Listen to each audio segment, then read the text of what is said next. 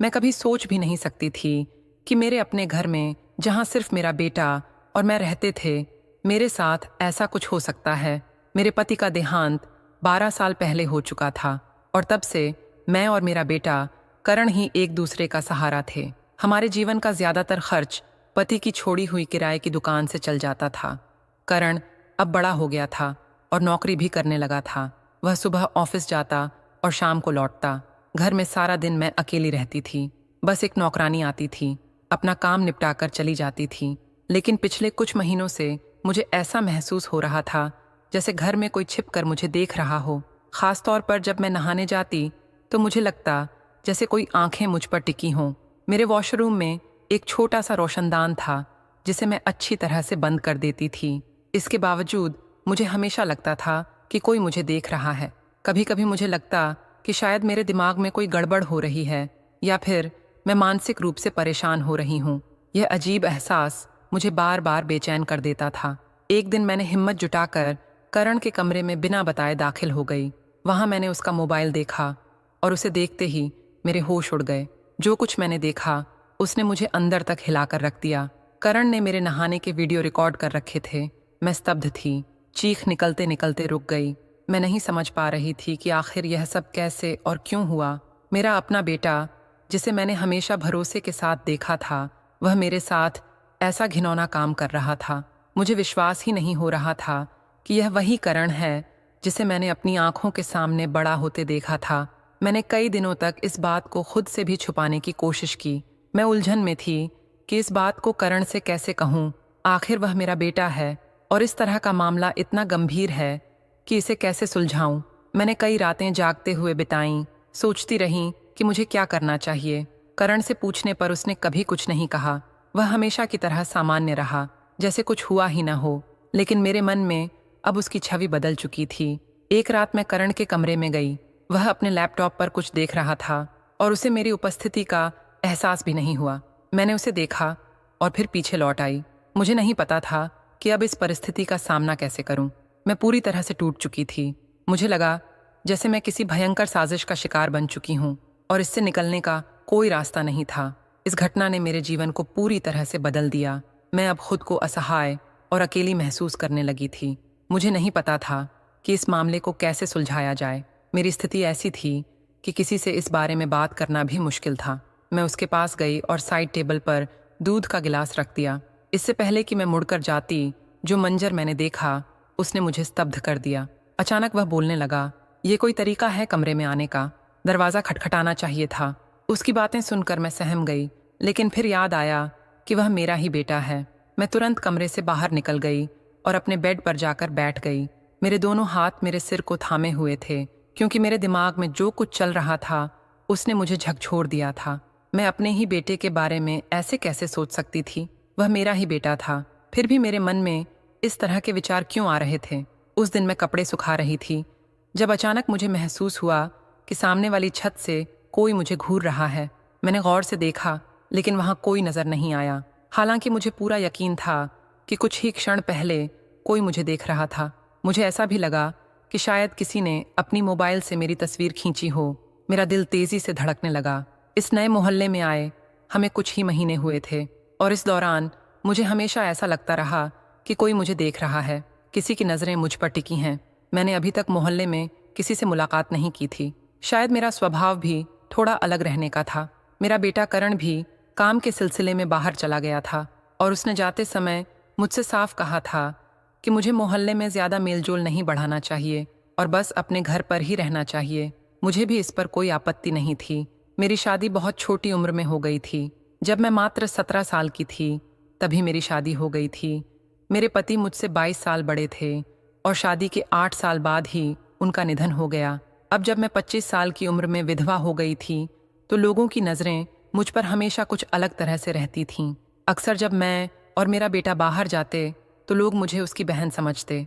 करण को शायद यही बात खलती थी, इसलिए वह मुझे घर से बाहर नहीं निकलने देता था और हमेशा मुझसे कहता था कि हल्के रंग के कपड़े पहना करूं।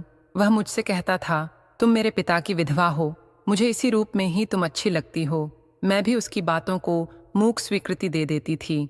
घर में वह अजीब ढंग से इधर उधर घूमता, हर चीज को ऐसे देखता जैसे कुछ ढूंढ रहा हो। जब मैं उससे पूछती तो वह बस इतना कहता, अपने काम से काम रखा करो। मुझे यह समझ नहीं आता था कि करण के साथ क्या हो रहा था, लेकिन इस वक्त वह मेरा इकलौता सहारा था। मेरे मन में कभी यह विचार नहीं आया था कि वह मेरे बारे में इस तरह सोचेगा। फिर अचानक एक और घटना घटी। एक दिन जब मैं अपने घर के अंदर थी, मुझे महसूस हुआ कि कोई मेरे कमरे की खिड़की से मुझे देख रहा है। मैंने जब बाहर झांका तो सामने वाली छत पर कोई व्यक्ति खड़ा था जो मुझे घूर रहा था। मैंने उसे गौर से देखने की कोशिश की, लेकिन वह छिप गया। मुझे यह बात बहुत परेशान करने लगी थी। मुझे लगा कि कहीं मेरा बेटा तो मेरा वीडियो नहीं बना रहा है। ये ख्याल आते ही मैं और भी घबरा गई। मैंने खुद को समझाने की कोशिश की, लेकिन मन शांत नहीं हो रहा था। इसी दौरान दरवाजे पर दस्तक हुई। मुझे लगा कि करण ऑफिस से वापस आ गया होगा, इसलिए मैंने दरवाज़ा खोला। लेकिन दरवाजे पर करण नहीं, बल्कि एक 28 साल का नौजवान खड़ा था। उस लड़के की उम्र लगभग करण के बराबर थी। जैसे ही उसने मुझे देखा, वह मुस्कुराने लगा। उसके हाथ में बिरयानी की प्लेट थी। मैंने उसकी प्लेट हाथ से ली और देखा कि वह अंदर आने की कोशिश कर रहा था, लेकिन मैं उसके सामने खड़ी हो गई। मैंने कहा, बेटा तुम यहीं रुक जाओ, मैं तुम्हें खाली प्लेट वापस ला कर देती हूँ। मेरी बात सुनकर वह हैरान होकर बोला, आप मुझे बेटा क्यों कह रही हैं? मैं इतना छोटा भी नहीं हूँ कि आप मुझे बेटा बुलाएं। आप तो मुझसे बस कुछ ही साल बड़ी होंगी, इसलिए मुझे बेटा मत कहिए। उसकी यह बात सुनकर मैं उसे ध्यान से देखने लगी और कहा, मेरा बेटा भी तुम्हारी उम्र का ही है। यह सुनकर उसकी आंखें बड़ी हो गईं और वह आश्चर्य से बोला, वह लड़का आपका बेटा है? मुझे लगा कि वह आपका छोटा भाई होगा। यह कहकर वह बड़े आराम से घर के अंदर दाखिल हो गया। मैं तो उसे देखकर हैरान रह गई थी, लेकिन करण के आने का समय हो रहा था और मुझे दिल में बेचैनी होने लगी थी। वह लड़का मुझसे पूछने लगा, आपका नाम क्या है? मैंने थोड़ी कठोरता से कहा, तुम्हें इससे क्या मतलब? तुम मुझे आंटी कह सकते हो। उसने हंसते हुए कहा, नहीं जी, आप इतनी बड़ी तो नहीं लगती कि आपको आंटी कहूँ। आप तो काफ़ी खूबसूरत हैं। मैं आपको आपके नाम से ही पुकारूंगा। यकीनन आपका बेटा भी आपकी तरह खूबसूरत होगा। उसकी बातों पर मुझे थोड़ा गुस्सा आने लगा, लेकिन उसने बात बदलते हुए कहा, चलो नाम मत बताओ, कम से कम एक कप चाय तो पिला दो। आखिर मैं तुम्हारा पड़ोसी हूँ, इतना तो हक बनता है। ये कहते हुए वह आराम से कुर्सी पर बैठ गया। मैं जल्दी से किचन में गई और गैस पर चाय चढ़ा दी। मेरे दिल में करण की चिंता हो रही थी, क्योंकि वह किसी भी वक्त आ सकता था और मुझे नहीं पता था कि वह इस लड़के के बारे में क्या सोचेगा। मैंने जल्दी जल्दी एक कप चाय बनाई और उसे देते हुए कहा, अपनी माँ से थैंक यू कहना और चाय पीकर बाहर जाते हुए दरवाज़ा बंद कर देना। मुझे किचन में कुछ काम है। करण कभी भी आ सकता था और मैं इस लड़के से ज़्यादा बातचीत नहीं करना चाहती थी। लगभग 10 मिनट बाद उसने खाली कप किचन के दरवाजे से मुझे पकड़ाते हुए कहा, चाय बहुत ही मीठी थी। बिल्कुल आपकी तरह, बहुत बहुत शुक्रिया। मैं फिर आऊँगा और अपने घर वालों को भी लाऊंगा। यह कहकर वह घर के दरवाजे से बाहर चला गया और जाते जाते दरवाज़ा भी बंद कर दिया। उसकी बातें मुझे हैरान कर गईं। मैं अभी तक उसकी बातों के बारे में ही सोच रही थी कि अचानक दरवाजे पर जोर से दस्तक हुई। मैं घबरा गई और जल्दी से किचन से बाहर आई। दरवाजे के पास पहुंचते ही करण की गुस्से भरी आवाज़ सुनाई दी, दरवाज़ा खोलो। मैंने दरवाज़ा खोला तो करण सामने खड़ा था। उसकी आंखें गुस्से से लाल थीं। वह कड़क आवाज़ में बोला, घर से कौन बाहर निकला था? मैंने खुद को संभालते हुए कहा, कोई पड़ोसी लड़का था, बिरयानी लेकर आया था।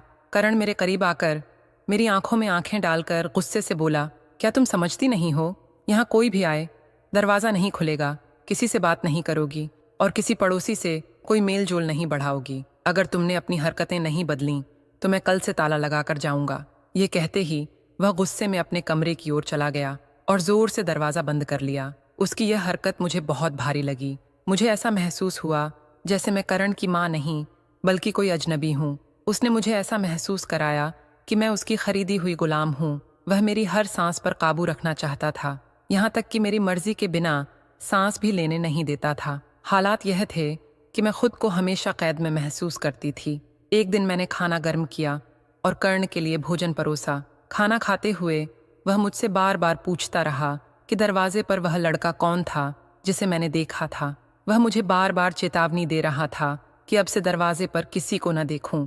रात को जब मैं अपने कमरे में लेटी थी, तभी मेरे मोबाइल पर एक अनजाने नंबर से मैसेज आने लगा। उसमें लिखा था, आप बहुत ही खूबसूरत हैं। मेरा दिल करता है कि आपसे ढेर सारी बातें करूं, और हाँ, हल्के रंगों के कपड़े मत पहना करें। उस दिन आपने जो कपड़े पहने थे उसमें आप बेहद आकर्षक लग रही थीं। यह मैसेज पढ़कर मैं डर गई, क्योंकि यह साबित कर रहा था कि कोई मुझे नज़र रखे हुए था। मुझे समझ में आ गया था कि कोई था जो मुझे गुप्त रूप से देख रहा था। हमारे घर के आसपास बहुत से मकान थे और उनकी छतें हमारे घर से साफ नजर आती थीं। मेरा ज़्यादातर वक्त किचन में बीतता था, क्योंकि हमारा किचन खुली जगह में था। लेकिन मुझे असल चिंता तब हुई जब मुझे महसूस होने लगा कि कोई मुझे वॉशरूम में भी देख रहा है। इस ख्याल ने मुझे भीतर से तोड़ दिया था। मैंने तुरंत वह मैसेज डिलीट किया और अपना फ़ोन स्विच ऑफ कर दिया। लेकिन मेरे मन में डर और बेचैनी बढ़ती जा रही थी। मेरी जिंदगी हमेशा से मुश्किलों से भरी रही थी। कर्ण के पिता भी मुझ पर शक करते थे। वह मुझसे 22 साल बड़े थे और मुझ पर शक करने की उनकी आदत थी। वह हमेशा यह सोचते रहते थे कि शायद मैं किसी और के साथ संबंध बना लूंगी। मैं उन्हें बार बार समझाने की कोशिश करती, लेकिन वह मेरी बात पर यकीन नहीं करते थे। उनका शक इतना बढ़ गया था कि वह हर वक्त मेरे साथ ही रहते थे। एक दिन जब मैं नहाने गई तो मुझे लगा कि कोई मेरे आसपास है। अचानक मैंने किसी के कदमों की आहट सुनी। बिना कोई देरी किए मैंने पीछे से उसके सिर पर डंडा मारा। वह बेहोश हो गया। कुछ देर बाद जब वह होश में आया तो उसने अपनी कहानी सुनानी शुरू की। उसने बताया कि उसे एक और लड़की पसंद थी, लेकिन उसने उससे शादी नहीं की थी। शादी के बाद 10 साल में ही उस लड़की का देहांत हो गया और उसने दूसरी शादी नहीं की। वह अपनी बेटी को अकेले ही पाल रहा था। जब उसने मुझे अपने घर के पास देखा तो उसे अफसोस होने लगा कि इतनी सुंदर लड़की उससे कैसे बच गई। वह मुझे अपनाना चाहता था और अपनी बेटी की शादी कर्ण से करवाना चाहता था। इस सिलसिले में उसने कई बार कर्ण से भी बात की, लेकिन कर्ण ने उसकी बातों को अनसुना कर दिया। तब उसने चुपके से हमारे घर आना शुरू किया। जब भी मैं वॉशरूम जाती, वह मौका देखकर मेरे घर आ जाता था। वह मेरे फ़ोन को चेक करने की कोशिश करता ताकि मेरा नंबर ले सके और मुझसे संपर्क कर सके। उसकी ये बातें सुनकर कर्ण बहुत गुस्से में आ गया। वह उस आदमी पर बुरी तरह से चिल्लाया, लेकिन मैंने उसे शांत किया और कहा कि उसकी बेटी के साथ शादी कर लो ताकि यह मामला हमेशा के लिए ख़त्म हो जाए। पहले तो कर्ण ने इस बात को मानने से इनकार कर दिया, लेकिन बाद में उसने मेरी बात मान ली। आखिरकार कर्ण ने उस आदमी की बेटी से शादी कर ली और हमने अपनी ज़िंदगी में एक नया अध्याय शुरू किया। अब हमारा परिवार खुशी खुशी साथ रह रहा है और वह शख्स जिसने मेरी ज़िंदगी को जहरीला बना दिया था, अब हमारी ज़िंदगी से दूर हो चुका है। उसकी बेटी की शादी कर्ण से हो गई और हम सभी शांतिपूर्ण तरीके से जी रहे हैं। इस पूरे अनुभव ने मुझे यह सिखाया कि किसी भी मुश्किल परिस्थिति में खुद को संभालना और सही निर्णय लेना कितना महत्वपूर्ण है, चाहे कितनी भी बड़ी समस्या हो। अगर हम धैर्य और समझदारी से काम लें तो हर समस्या का हल निकल सकता है। धन्यवाद दोस्तों, आप सभी का इस कहानी को सुनने के लिए। उम्मीद है कि यह अनुभव आपको भी कुछ न कुछ सिखा गया होगा।